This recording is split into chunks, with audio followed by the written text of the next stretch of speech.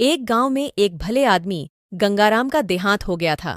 तो जैसे ही उस आदमी के परिवार वाले उसकी अर्थी को श्मशान ले जाने लगे, तभी अचानक एक मोटे ताजे सेठ ने उस अर्थी का एक पांव पकड़ लिया और बोला कि मरने वाले इस गंगाराम से मैं 2 लाख रुपये कर्जा मांगता हूं, इसलिए पहले मुझे मेरे पैसे दे दो, तभी मैं इसकी अर्थी को श्मशान ले जाने दूंगा।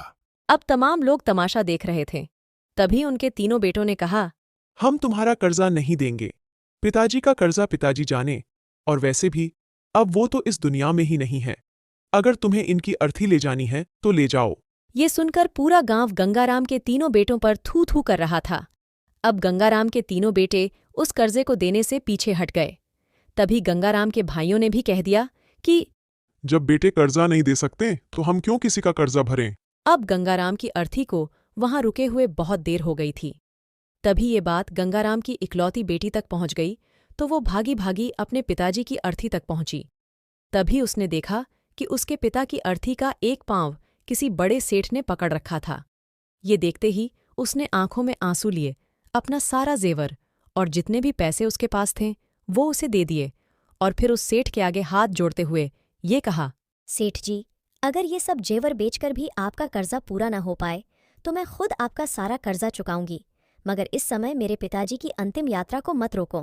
तभी उस सेठ ने गंगाराम की अर्थी का पांव किसी और को पकड़ाकर उसकी बेटी के पास आकर बोला, मुझे माफ कर दो बेटी, दरअसल बात यह है कि मुझे गंगाराम से 2 लाख लेने नहीं बल्कि देने हैं।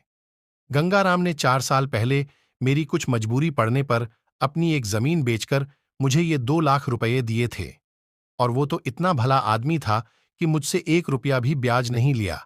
और आज जब मैं गंगाराम के रुपये लौटाने आया हूं तो मुझे खबर मिली कि उनका तो देहांत हो गया।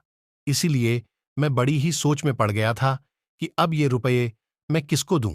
इसलिए मैंने ये खेल खेला ताकि गंगाराम जी के ये 2 लाख रुपये घर के एक ऐसे सदस्य के पास जाए जो सच में उनको प्यार और उनका सम्मान करता हो।